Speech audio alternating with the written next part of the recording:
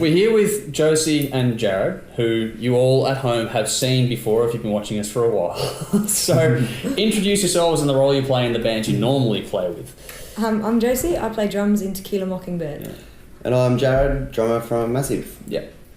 But we're not here for either of those two bands today. No. We're here because we're talking about a project that you've titled 1 in 7. Tell us, I guess, the basic premise of this, because it's a very cool charity initiative. Yeah, so it's basically a super group formed from 37 musicians from the Melbourne music community, all banding together to raise funds and awareness for prostate cancer, which affects 1 in 7 Australian men, which is where the name comes from. Now, you mentioned 37 musicians. Now, to do this, let's get the point across. You've done a cover of Turn, Turn, Turn, and you've got a video clip for it. We'll cover all those things shortly, but at the very beginning of all this is 37 musicians, 17 bands for one cause. How hard was that to wrangle? In some ways, crazy easily, in a way. It started off as just being myself and a few friends who were going to, put something together as a bit of a awareness piece. But slowly word kind of spread and more people wanting to get involved, and then I thought, okay, I've got 20 people on board now. Maybe I'll ask a couple of wish list musicians, Dave Leslie, Screaming Jets, and see what they say, and they said yes. So suddenly it kind of spiraled out of control, and Ricky Ray had very, very kindly donated some of his time in his studio to the project, and so it was more a case of approaching him with the fact that recording one song, he was probably expecting 4 or 5 musicians, and suddenly he was going to have 37 traipsing through his studio. But he was all for it and did an amazing job with, I think it was 100 tracks. It ended up being 100 different tracks of different instruments and vocals and all sorts. So, poor guy. Wow, okay. He literally had to go on holiday for a month in the middle of mixing it. He did half of it and he's like, right, I'm going to Thailand. Wow. Came back and finished it. Nice. Because, Let's talk us through. You've got members of Baby Animals, Screaming Jets, Electric Mary, Massive, Tequila Mockingbird, The Naysayers, Peter Evans Taylor, and many more. So just how many... You've got, like I said, 17 bands. Yeah. Let's go through. Can you do it? Yeah, can you do it? Right, okay. Baby Animals, Screaming Jets, Electric Mary, Dirt River Radio, Tequila Mockingbird, Massive, Delacoma, The Naysayers, Peter Evans Taylor, Figures, the Aaron Shembry Band, Cicada Stone. Who else have we got? It's always hard, there's like a couple. Yeah, you always... She-Wolf, Okay. Ablaze. Yep. 14. So we've got 3 more to go. Sonic Sonic Citizen, Rosie and the Mighty Kings. Oh man, we've got Sonic one more. Citizen, That's Shay. awkward. Christy Jinx. I think we said Christy Jinx. No, you didn't. Didn't I? There we go. No. Christy Jinx. Christy Jinx. Awesome. There we go. Well 17 done. bands. You got there in the end. So, we will get to the final points, but just I want to get the logistics of this really nailed down, because this is a fucking nightmare. Let's be blunt, okay? You've got a lot going on. So, how much of it was like, did everyone play like one take through or perform one take through, or did everyone turn up on the same day, or how did the process itself roll out in that regard? It was a bit of everything. We had a bit of pre-prod. We had a demo, very rough demo, which we sort of knocked up on an iPhone I'll send recording. it to you. He's singing. Which is just like a guitar right through, and then... Because we changed the structure slightly, so we needed to send everyone the new structure. Yeah, a bit of a new structure, which we had to... Yeah, everyone had to know before they walked into the room to play it, obviously. Yeah. So we did that, and then we went and recorded drums, and then Shane Ray and Aaron Shembry helped out with a guide track. So that then became the guide for the song that the musicians then heard, and they had to listen to it before they came in. So the drums were done, and they separately I just went up and did them first, so at least that was out of the way. And then we had one day that we were supposed to get everything done, but obviously trying to coordinate 37 musicians' schedules. I think herding cats was a conversation we had before. There's something else on about this, but yeah. Herding drunk cats on LSD with 6 legs. An hour north of Melbourne. So we got the bulk of it done in one day. So we had one mega day where we got pretty much all the instruments down, and then we had a vocal day, and that was a fun day. Everyone came up to join the all-star choir in the afternoon, and then there was still a few people who couldn't make it to that weekend but really, really wanted to be part of it, so we had a few evening sessions as well to put the icing on the cake. It was one of those recording sessions that just took, like, it went for like a month, it felt like. We didn't really know how it was gonna turn out, because it wasn't like one person had learnt one part. Pretty much everybody played everything. The singers sang the whole song, and then Ricky kind of then had to make some calls as to how he was going to get all the singers involved and who was going to sing what. And then we also had drum day, which was awesome. So that'd be fun. Best day ever. Talking to 2 drummers here, isn't it? 6 drummers, 1 drum kit. Got pretty messy. How much of it was a drum off for you guys? Oh, big time. Yeah. Man, it was like, so the end of the song leads into this drum off, you know, with all 6 of us going nuts, and we had Venom, Dane Lawless, Spider, and Ricky Ray got on him because he's a freak, and me and this one, and it was just like, let rip for 4 bars each and see what you can do. I was just like, no, I played on the song, I'll leave the drum off to you guys. I can't even compete with that. It was really great to see, like, different styles, like, one after the other. It was amazing, you know, just going, you can see it in the video as well. Yeah, man, it's really cool to watch it. And, you know, Dane comes in brings all these weird instruments and these crazy cymbals, and he's fire making extinguisher. funny noises. Fire extinguisher. Just, really good day. You got a didgeridoo in there as well. Indeed, yeah. I think it's Ricky's brother-in-law plays the didgeridoo, so he just said, he put some didgeridoo down on it last night, and I'm like, awesome, cool. It's just anything goes, basically. Let's talk about the song choice.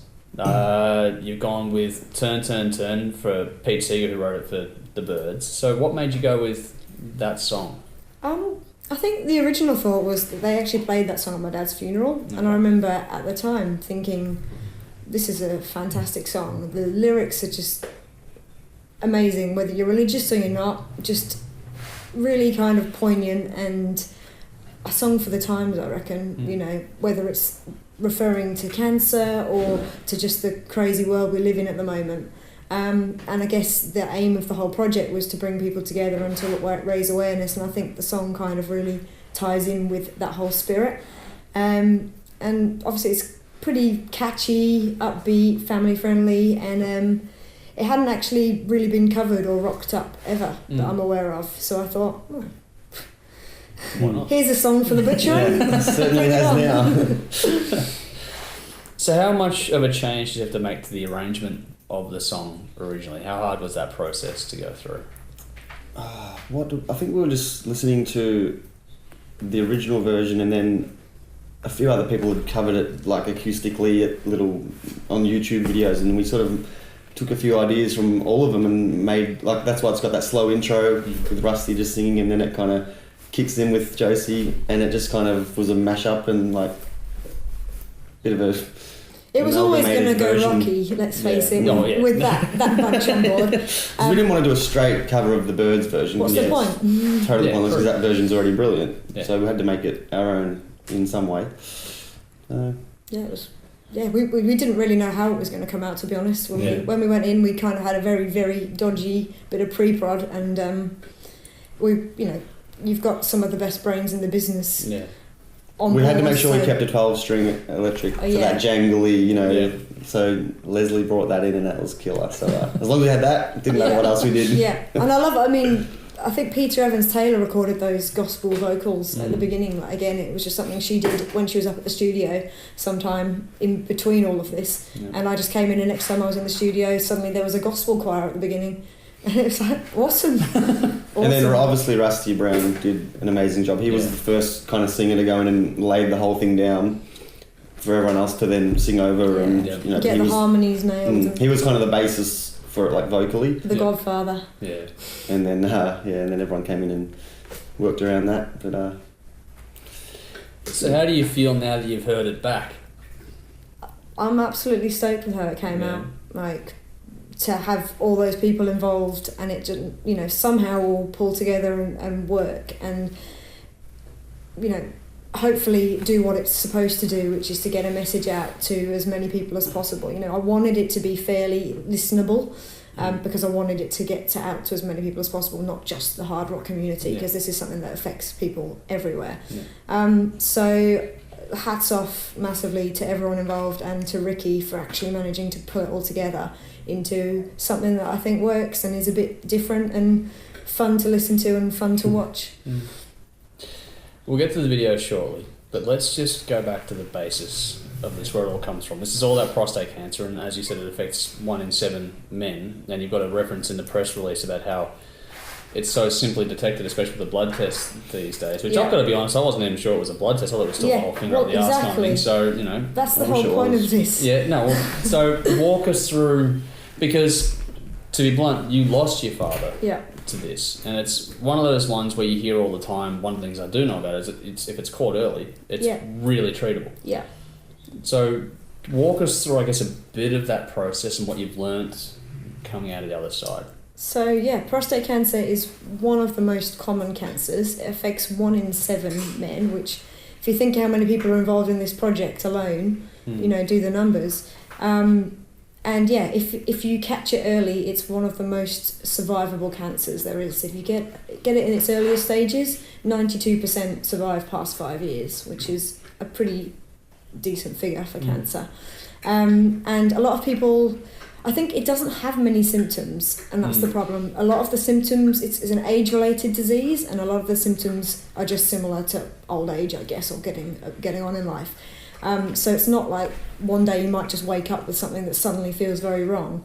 But it's it's often a slow growing and slow progressing disease. But if you nip it in the bud, there are ways that they can basically pretty much cure it. So it's if you catch it in the later stages, once it's spread, then there's not much they can do, unfortunately. And I think being prostate cancer, a lot of people are a bit scared of it because they think it means people putting the finger up your bum and whatever. But no, what it is the official advice is if you've got family history, you should have a blood test at 40.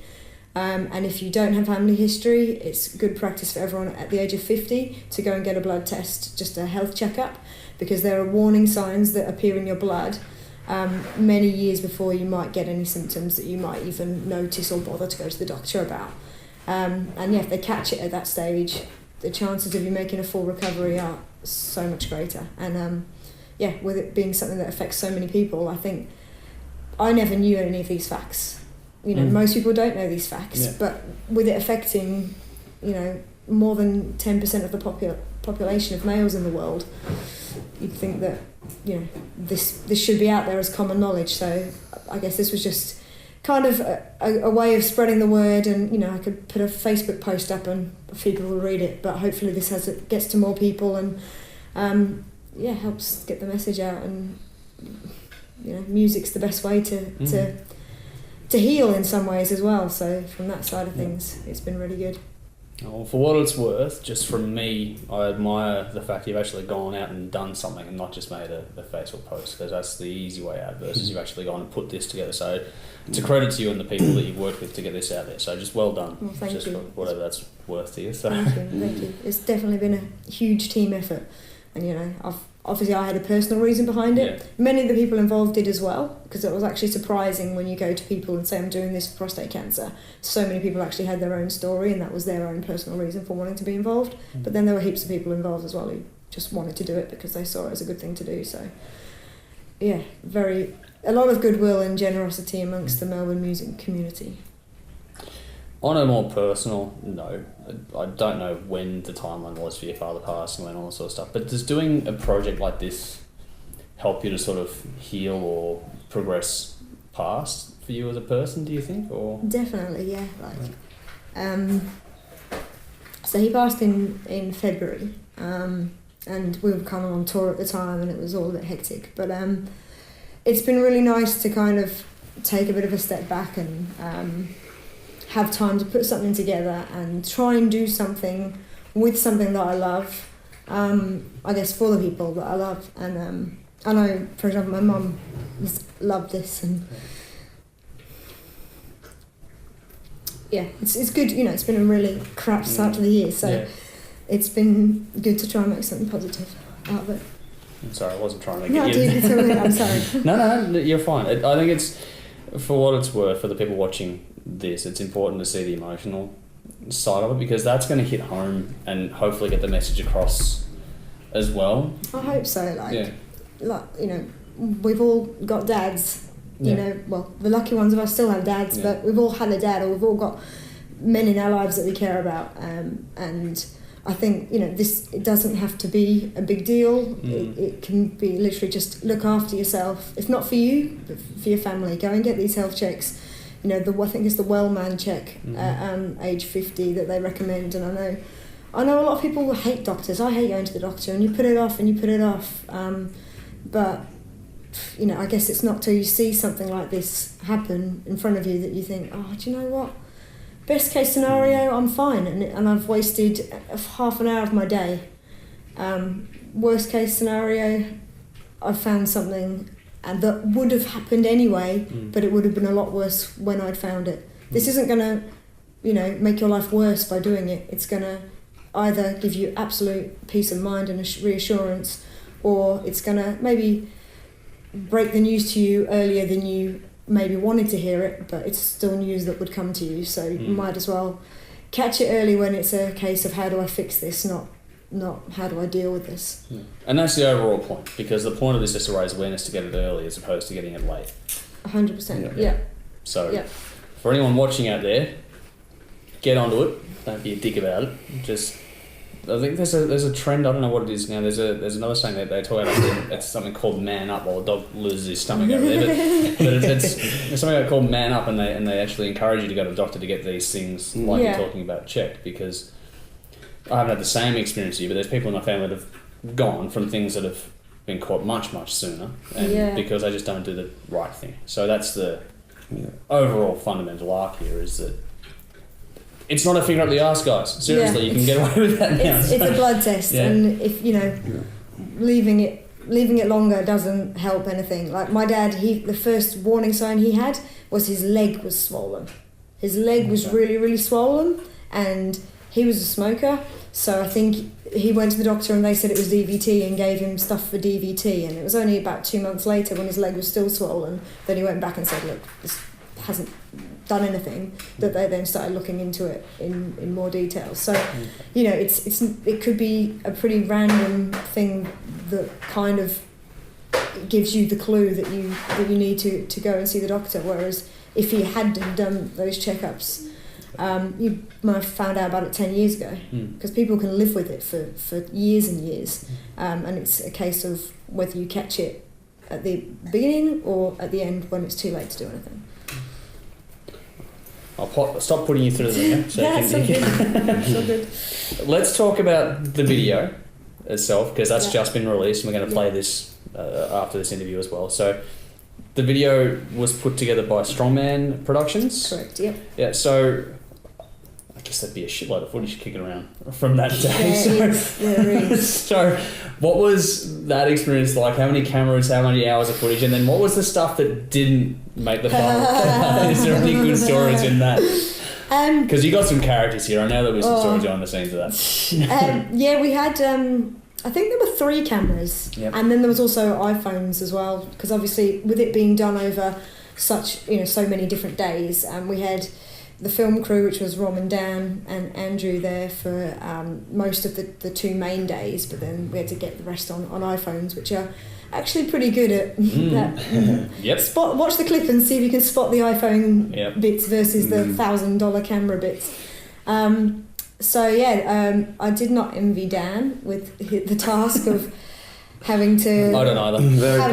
Very patient man. Yeah. So I think we actually made a spreadsheet for him of who done what and when. Okay. Because he was trying to he had, you know, hours and hours and hours of footage of all the different bits, and, you know, didn't even know which singer was going to be singing which bit, you know, because we filmed the singers singing the whole song, and then they may only have got a line that was their solo line. So in the end, we literally made a spreadsheet where we mapped out the entire song, start to finish, who's singing, who's playing, what and when to the exact second. And the drummer for the end was... and like there's like 6 drummers, there's 3 bass players, so trying to pick out, who's that playing bass? Like, it's pretty hard. Yeah. You can't really do that.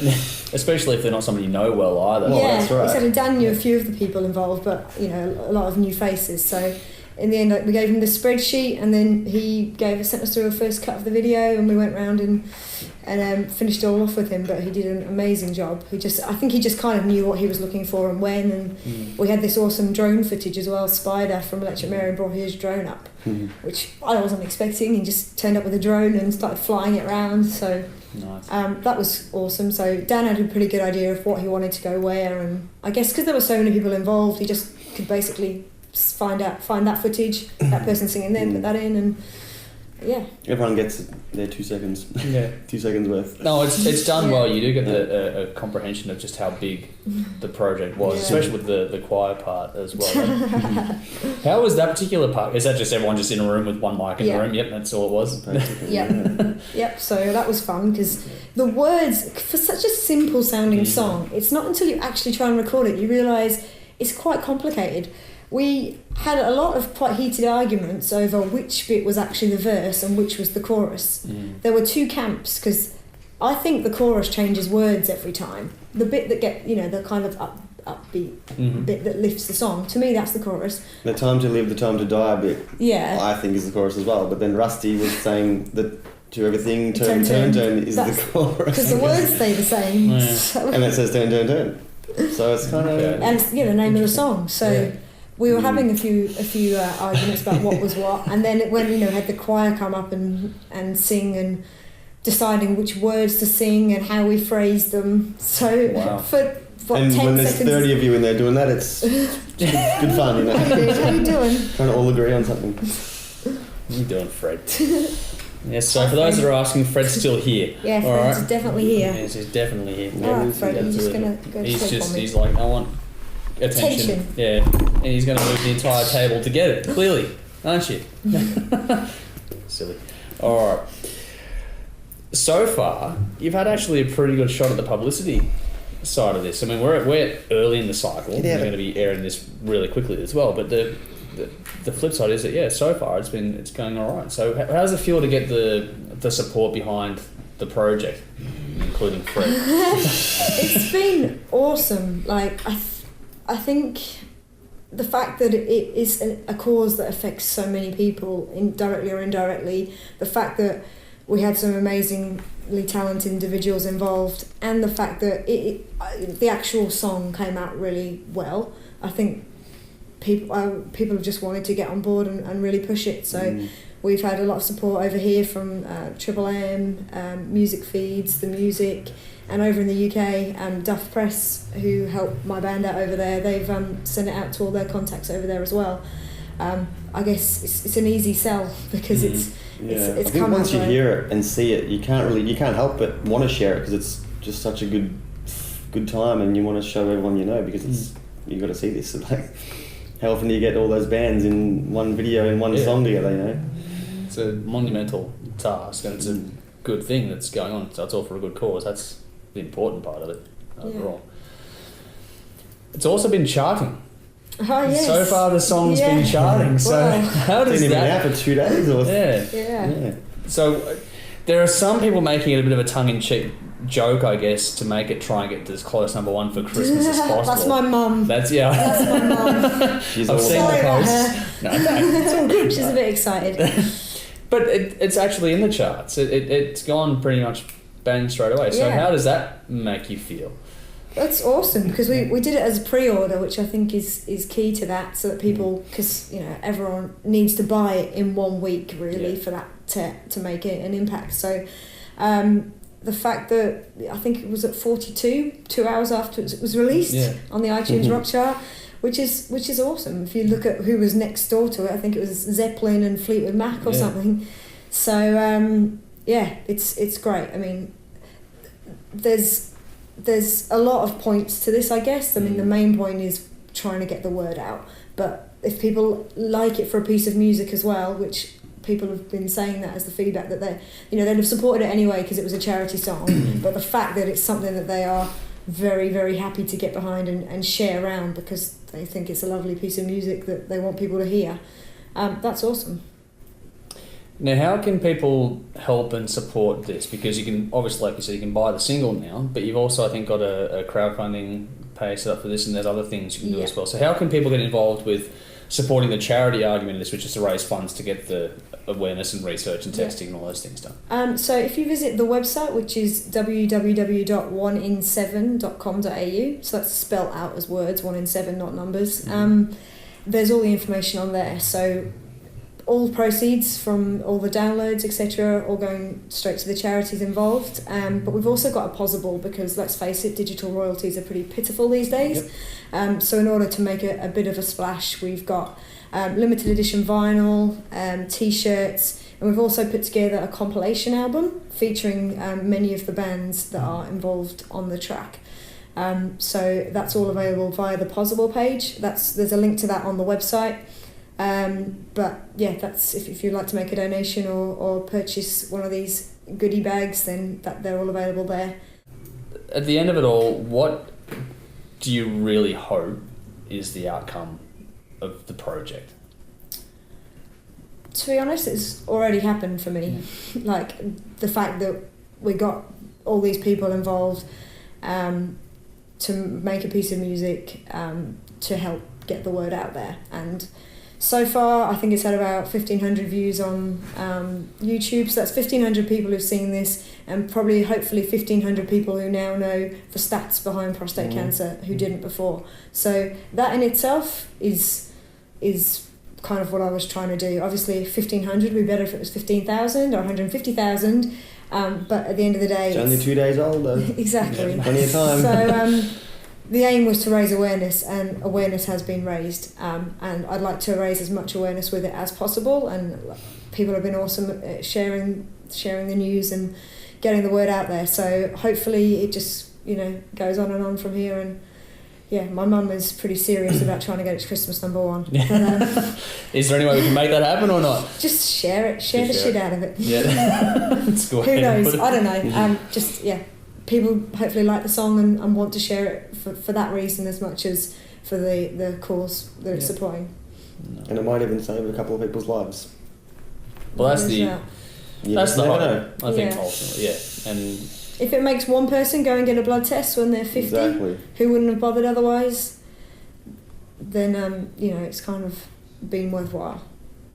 All right, well, thank you very much for coming in and telling your story on this one, and thank you for putting it all together. And guys, seriously, get on this. Don't be a dick about it. It's not just about you, it's about your families and friends as well. Make sure you're around for them too. But for whatever it's worth, you're a credit to who you are and for what you're trying to accomplish with this is nothing short of amazing. So thank you so much for helping get the word out. No, we'll do our best what we can. Awesome.